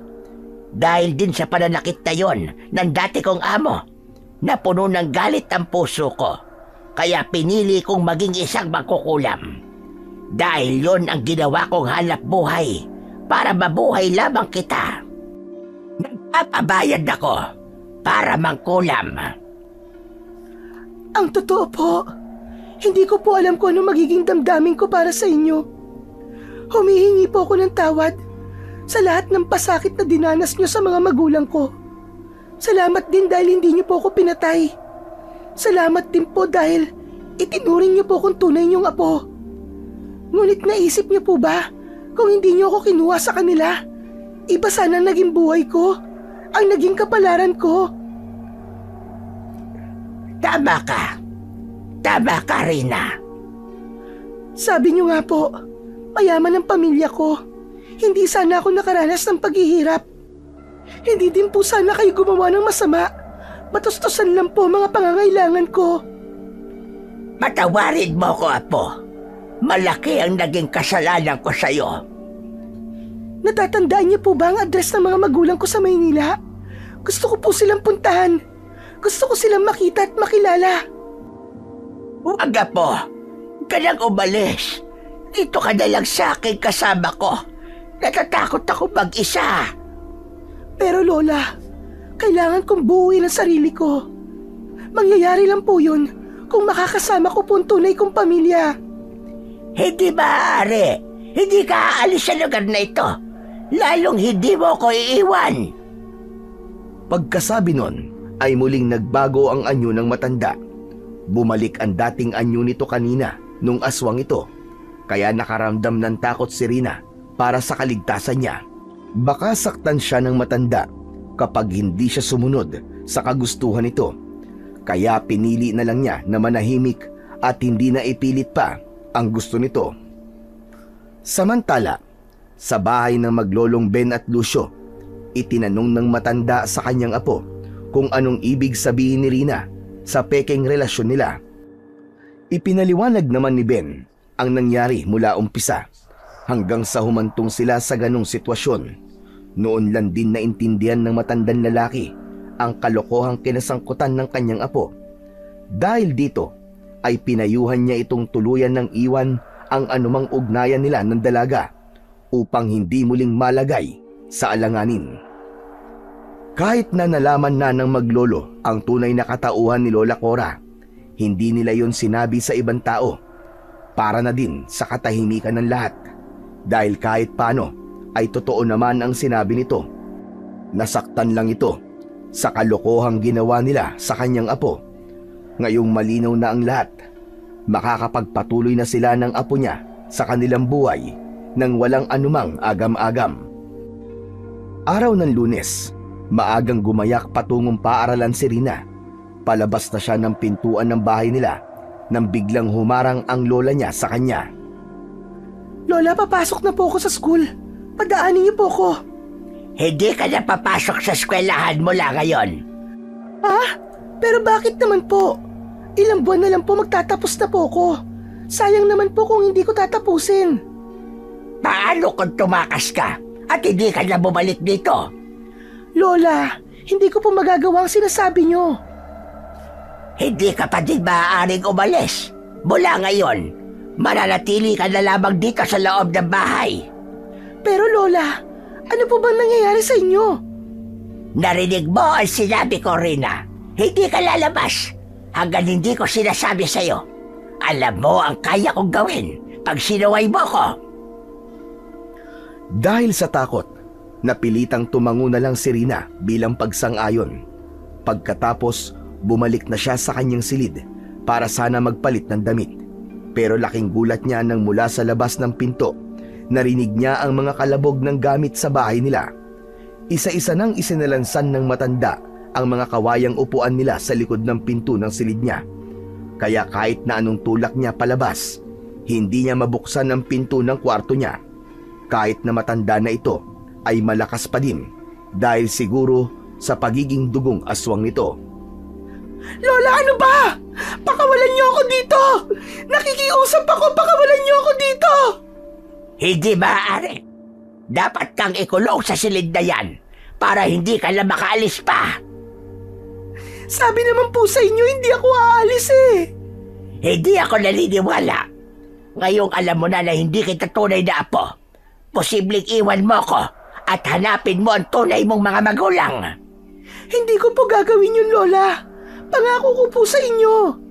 Hindi mo ako maloloko, Rina. Kaya hindi ka pwedeng lumabas ng bahay. Malakas na kalabog at pagtulak ang ginawa ni Rina. Mabuksan lamang ang pintuan, ngunit hindi man lang natinag yon. Naisip niyang baka pwede siyang dumaan sa bintana, ngunit katulad sa pinto, hindi din niya mabuksan yon. Nilagyan yon ng matanda ng malaking kahoy sa labas, saka itinali ng lubid para hindi niya mabuksan. Dahil sa pagod, napaupo na lang ang babae sa papag na kanyang higaan hanggang hindi niya namalayang nakatulog na pala siya. Ipinagtaka naman ni Mrs. Marshall ang hindi pagpasok ni Rina ng araw na yon. Hindi yun umaabsent sa klase ng walang mabigat na dahilan, kaya naisipan niyang ipatawag muli si Ben. Iniisip niyang baka ito ang dahilan kung bakit hindi pumasok sa school ng araw na yon si Rina. Ngunit wala siyang nakuwang impormasyon sa binata dahil hindi niya na alam ang dahilan sa pagliban sa klase.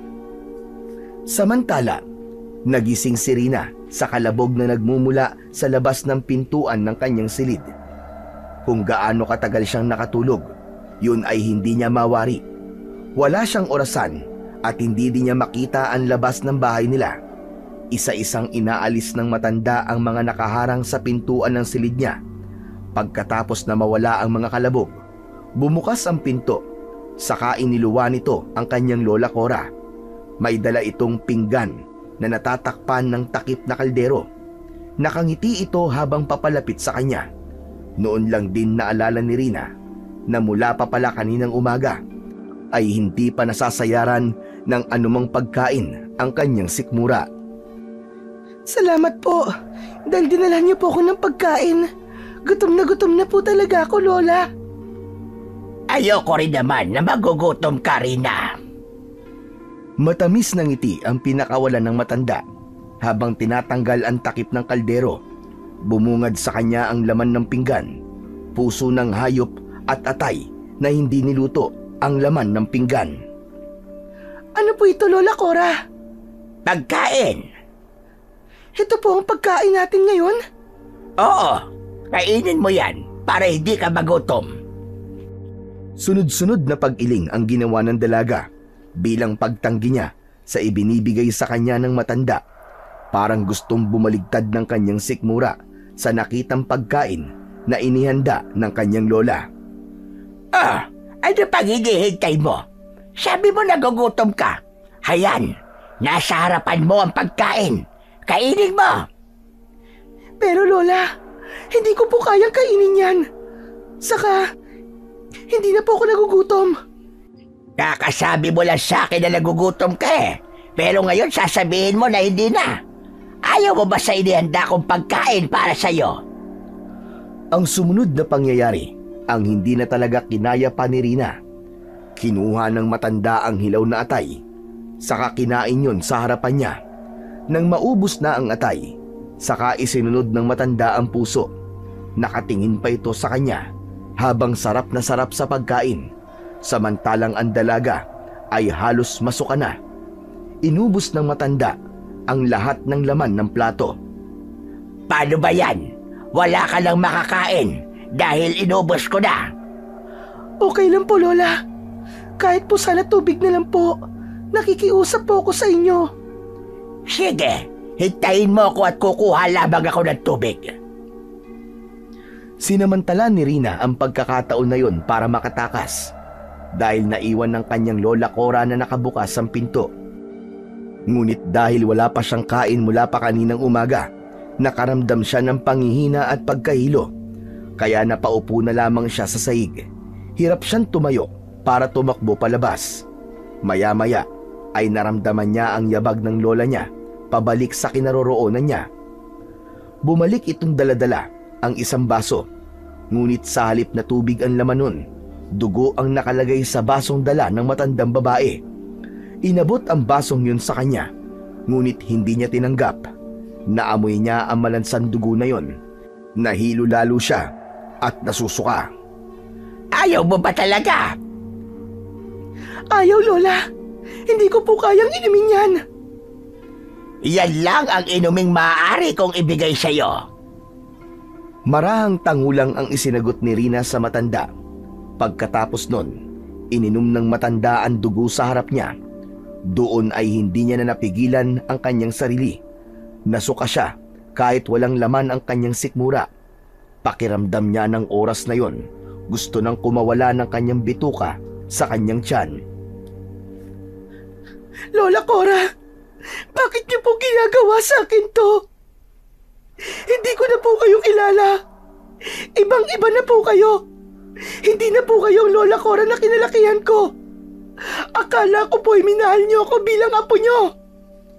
Totoo namang minahal kita bilang apo ko. Ngunit para saan pa yon kung iiwan mo din pala ako at hahanapin mo din ang tunay mong pamilya? Paano na ang pagpapakahirap ko sa'yo?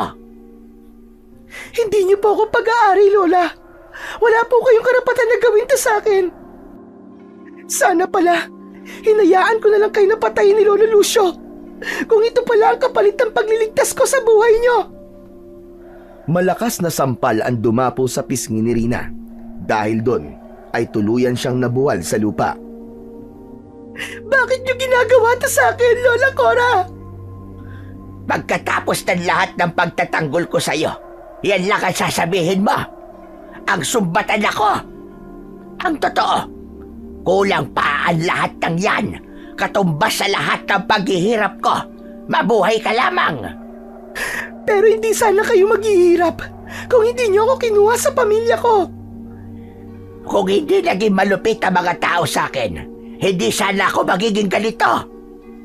Pero wala akong kinalaman sa galit niyo sa mga taong umapi sa inyo. Alam ko, pero gusto mo rin ako saktan. Dahil alam kong ibig mo kong iwan.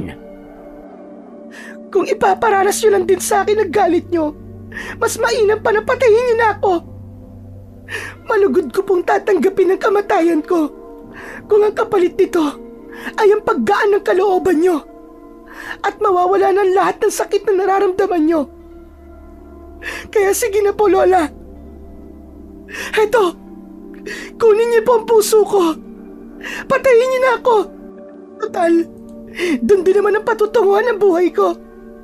Dahil sa pahirap na dinadanas ko sa mga kamay niyo ngayon, patayin niyo na lang ako. Kung magbabago ang isip mo at hindi mo na nalaisip bumalik sa pamilya mo, baka pwede pa tayong bumalik sa dati. Kakalimutan ko ang lahat ng mga nangyari dito sa atin. Hindi na tayo makakabalik pa sa dati, Lola. Hindi na! Bakit? Dahil ayaw mo na sa akin? Hindi mo na ako kaya kilalaning lola mo? Dahil nawala na po ang pagmamahal ko sa inyo. Natabunan na yun ang sama ng loob at galit. Kung ganon, wala ka na palang pakialam sa akin. Namumuhi ka na sa taong nagpalaki sa'yo. Dahil pinili niyong kamuhian ko kayo. Dahil sa mga ginagawa niyo sa akin. Kung hindi ka nalang din mananatili sa tabi ko, hindi ka din makakasama ng pamilya mo para parehas lang kaming nawalan. Sa ipinapakita niyo sa akin ngayon, hindi niyo talaga ako minahal. Binuhay niyo lang ako dahil sa takot kayo mag-isa. Takot kayong mawalan ng makakasama. Nakakaawa kayo, Lola. Naaawa po ako sa inyo. Kung hindi tayo naging ganito, plano ko pa naman sana kapag nahanap ko na ang pamilya ko sa Maynila, isasama ko po kayo doon. Pero wala na lahat ng yun dahil ipinakita niyo lang po sa akin ang totoong pagkatao niyo. Ang malademonyong dugong nananalaytay sa inyo. Dahil sa mga sinabing ni Rina, nanlisik ang mga mata ng matanda. Inilabas ang mahahabang kuko.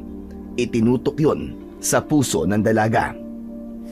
Pinupuno mo talaga ako, Rina. Gusto mo ba talaga subukan ang galit ko? Sige, Lola. Ituloy niyo po ang pinaplano niyo. Dukutin niyo ang puso ko. Patayin niyo na ako. Para matapos na ang paghihirap ko. Ano pang hinihintay niyo?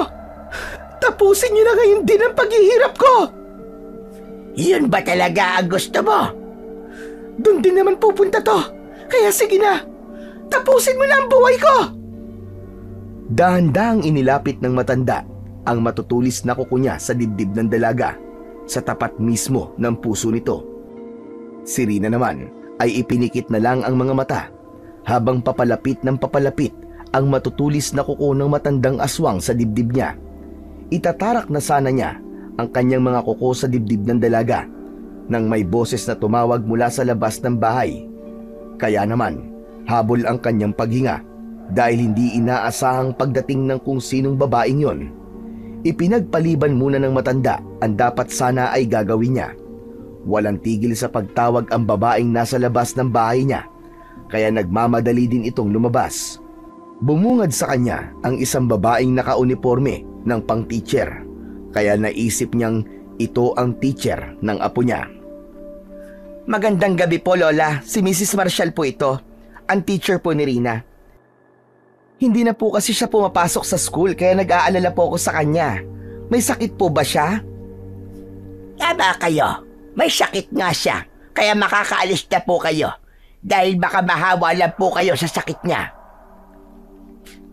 Kung simpleng lagnat lang naman po ang sakit niya, hindi po yun makakahawa. Bali wala po yun sa amin. Bakit ba kulit niyo? Nagpapahinga lang apo ko ngayon. Kaya hindi siya maaaring istorbohin. Kaya umalis ka na lang at huwag nang babalik pa dito. Pasensya na po. Kahit ibigay ko na lang po sa kanyang lesson na tinatalakay namin para hindi po siya mahuli sa klase. Ibigay mo na lang sa akin yan at ako na bahalang magbigay sa apo ko. Inabot ng teacher sa matanda ang folder. Saka nagpaalam na ito na aalis na siya. Ngunit lingid sa kaalaman ng matanda, hindi pa tuluyang umalis ang teacher. Nagtago lamang ito sa malaking puno sa gilid ng bahay. Hinintay pa nitong makabalik ang kanyang estudyante na si Ben. Kasama niya ito nang magtungo siya sa bahay ni Rina. Inutusan niyang lumigid ito sa bahay at huwag magpakita upang kung sakaling kailanganin ito ng tulong ay makakatulong ito sa kanya. Alam na kasi ng guro ang buong pagkatao ng lola ni Rina dahil sinabi yun kanina sa kanya ni Ben. Dahil maging ang binata ay nag-aalala na sa kanyang kaklase. May mga bagay na hindi nila napagkasunduan nung una, ngunit nararamdaman niya ang kabutihan ng puso nito at hindi niya maaatim na mapahamak ang kanyang kaklase. Maya-maya pa ay dumating na si Ben sa punong pinagtataguan ng kanyang teacher. Hindi ito napansin ng matandang babae dahil pumasok na to sa loob ng bahay niya. Kasamang umuwi ni Ben ang teacher niya sa kanilang bahay. Kailangan nilang pag-usapan kung ano ang natuklasan ng binata tungkol sa kalagayan ni Rina. Bagamat ayaw na sanang makialam pa ng matandang Lucio, ngunit nakiusap ang teacher nila sa matandang antingero. Lolo, ikinulong po ng lola niya si Rina sa kanyang silid. Pinagtatangkaan din siya nitong patayin. Buti na lang po dumating kami, kaya hindi po natuloy. Paano mo nalaman ang mga bagay na yan? Nakausap ko mismo si Rina, Lolo, habang nakikipag-usap si teacher kay Lola Cora. Pumunta po ako sa bintana ng kanyang silid. Nakakulong po siya doon. Kaya tulungan po natin siya, Lolo. Walang dahilan para gawin niya yun sa sarili niyang apo. Lolo, hindi po siya tunay na apo ni Lola Cora. Dahil si Rina po, hindi po aswang na kagaya niya. Kailangan matapos na ang lahat ng ito. Hindi ko naman matitiis na mamatay ang isang kawawang babae sa kamay ng isang aswang. Sige, tutulong ako. Ililigtas natin siya. Kaya maganda na kayo. Tutungo tayo sa bahay na yon at ililigtas natin ang dalaga. Naghandang mabuti si Lolo Lucio ng gabing yon dahil mapapalaban na naman siya sa isang aswang. Bago umalis ng bahay, tiniyak niyang nakasabit sa kanyang leeg ang kanyang medalyon dahil yun ang kanyang magsisilbing proteksyon. Pagkatapos na umusal ng dasal at orasyon sa kanyang medalyon, nagtungo na ang tatlo sa kinaroroonan ng bahay ni Narina. Pagdating nila doon, tila wala namang kakaiba. Tahimik na tahimik ang buong paligid. Nagtago muna sila sa mga punong naroon sa paligid ng bahay ni Narina. Nagmanman kung may kakaiba bang kaganapan. Maya-maya pa ay nakita ng tatlo na inilabas ng matanda ang dalaga. Nakatali ng lubid ang mga kamay at paa ni Rina. May busal na panyo ang bibig nito. Doon na kumpirma nila na sa panganib nga ang dalaga. Ibinaba muna ng matanda ang dalaga sa lupa. Pagkatapos ay unti-unting nagpalit ito ng anyo bilang isang aswang. Inilabas ang mga pakpak niya at naghandang lumipad. Nang mga oras na yon, saka lang lumabas si Lolo Lucio sa malaking punong pinagtataguan niya habang papalapit siya sa kinaroroonan ng matandang babaeng aswang. Umuusal siya ng orasyon at dasal sa kanyang medalyon. Noon din ay unti-unting nagliwanag ang katawan ng matandang antingero. Nakakasilaw ang liwanag na yon, sanhi para umagaw sa paningin ng matandang aswang. Ikaw na pakialamero ka! Anong ginagawa mo dito? Nandito ko para ituloy ang dapat na ginawa ko na sa'yo nung nakaraang araw. Yun ay ang patayin ka! Hindi mo magagawa yon! Bakit naman? Dahil ngayong gabi ay kabilugan ng buwan. Malakas ang kapangyarihan ko ngayong gabi, kaya hindi mo ako matatalo. Magsasayang ka lamang ng lakas mo. Sige, tignan na lamang natin. Pagkasabi nun, malakas na pagdura ang ginawa ng aswang na si Cora patungo sa direksyon ng matandang lalaki. Mabilis naman ang naging pagkilos ng antingero, kaya hindi ito tumama sa kanya. Makailang ulit ding ginawa yun ng aswang, subalit lahat yun ay nailagan ng matandang antingero. Nang maramdaman niyang hindi umubra ang mga pag-atake niya, nagpakawala ng maitim na usok mula sa kanyang bibig ang aswang. Nang maamoy yon ng lolo ni Ben, halos masuka siya sa baho nito, pero pilit niyang nilabanan yon. Umusal siya ng orasyon sa kanyang medalyon, paulit-ulit, hanggang sa magliwanag ang suot niyang medalyon. Nilamon ng medalyon ang maitim na usok na bumabalot sa kanya kanina. Samantala, ang dalawang kasama ni Lolo Lucio na si Mrs. Marshall at si Ben, tahimik at nasasaksihan ang mga nangyayari.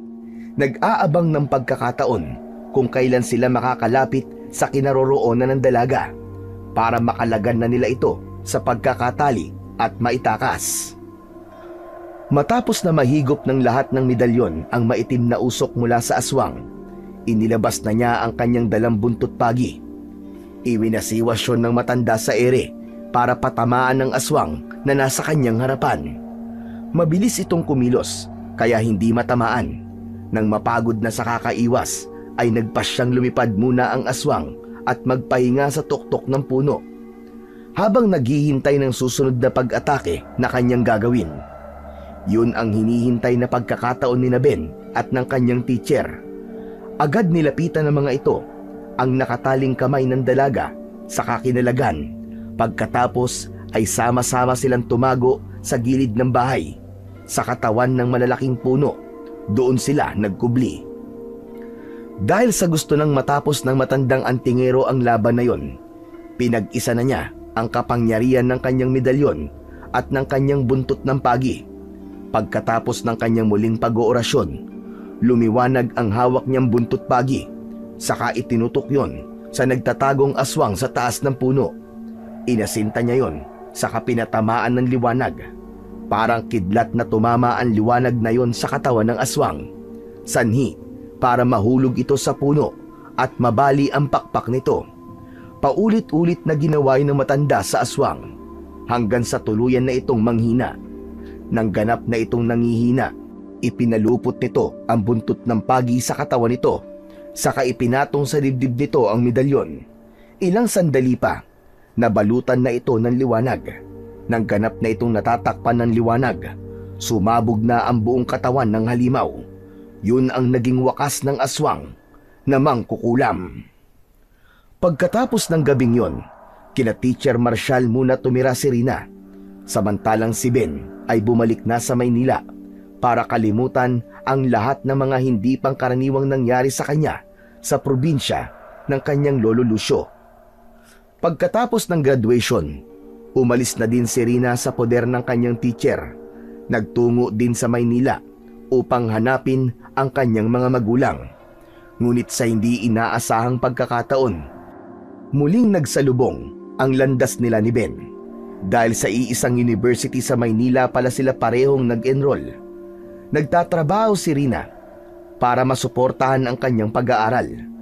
Doon mas lumalim ang kanilang pagiging magkaibigan at tuluyang nakalimutan na ang nakaraan. Ang binata din ang nagsilbing pamilya niya dahil hindi pa niya natatagpuan ang tunay niyang pamilya. Subalit buo ang pag-asa niya at hindi siya susuko upang hanapin ang mga yon. Alam niyang darating ang tamang panahon na makikita niya at makakasama ang kanyang tunay na mga pamilya. Kung minsan, may mga pangyayari sa ating buhay na hindi natin inaasahan, ngunit gaano man kasakit ang mga bagay na yon, harapin lang nating positibo at buong tapang dahil sa huli, ito ang magdudulot sa atin ng ganap na kapayapaan. Ang mga inaakala nating masama ay siya pa palang mabuti at yung mga inaakala nating mabuti ay siya pala ang tunay na masama. Kaya maging mahusay sa pagpili sa mga taong ating pagkakatiwalaan dahil ito ang susi sa kapayapaan ng buhay na ating inaasam.